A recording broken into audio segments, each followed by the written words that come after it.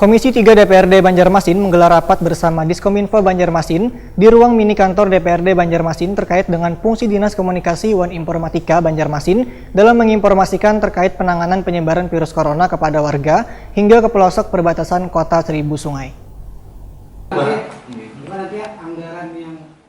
Komisi 3 DPRD Banjarmasin menggelar rapat bersama Diskominfo Banjarmasin di ruang mini kantor DPRD Banjarmasin di Jalan Lambung Mangkurat Banjarmasin Tengah, jelang tengah hari Senin 6 April 2020. Rapat ini terkait dengan fungsi Dinas Komunikasi Wan Informatika Banjarmasin dalam menginformasikan terkait pencegahan dan penanganan penyebaran virus corona kepada warga hingga ke pelosok perbatasan Kota Seribu Sungai. Ini kan kalau kita di Kominfo membutuhkan anggaran untuk hal pengiriman data atau seperti apa gitu lah, atau dalam hal sosialisasi gitu kan. Nah, jangan sampai lagi ada.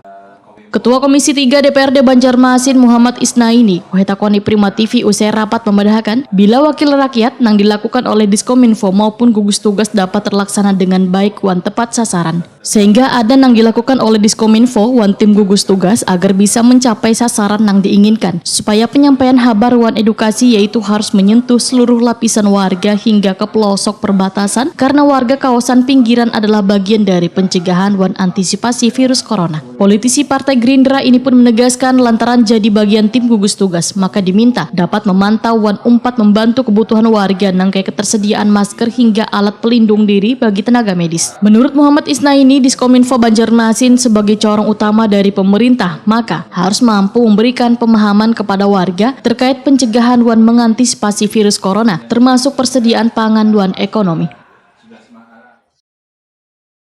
Kita berharap Kominfo ini menjadi satu jembatan lah antara pemerintah kota dan masyarakat, di mana hal-hal yang sifatnya informasi, sosialisasi dan edukasi itu bisa kita sampaikan kepada masyarakat, yang tentunya masyarakat bisa mendapatkan pemahaman tentang apa-apa yang harus mereka lakukan, apa-apa yang mungkin akan mereka lakukan, dan apa-apa yang mungkin yang sudah mereka lakukan gitu.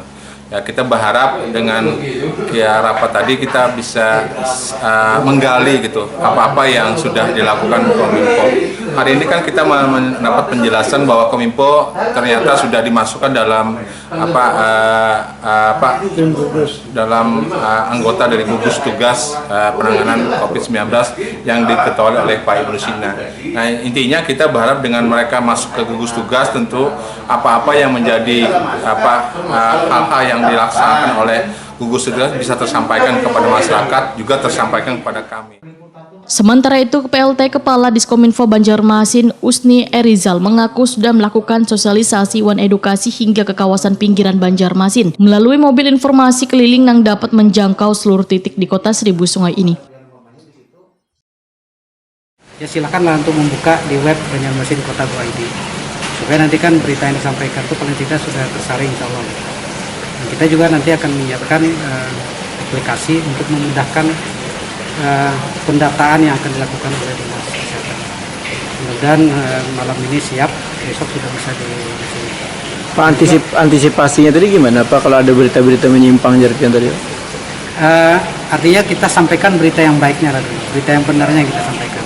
Persoalan menyaring berita hoax itu memang persoalan tersendiri ya, itu bukan hal yang mudah ya. Dan kita memang di Kominfo juga sangat terbatas orangnya.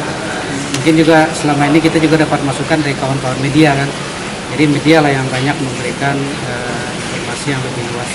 Atau media-media online yang kita upload, kemudian termasuk dari kawan-kawan semua yang media cetak dan lain-lain, itu sudah memberikan informasi yang lebih lurus gitu. Usni Erizal menegaskan bila Diskominfo Banjarmasin selalu melakukan pemantauan dan menyaring kabar bohong atau hoax yang beredar di tengah warga, supaya kabar tersebut kadang menjadi pemicu keresahan akibat berita hoax.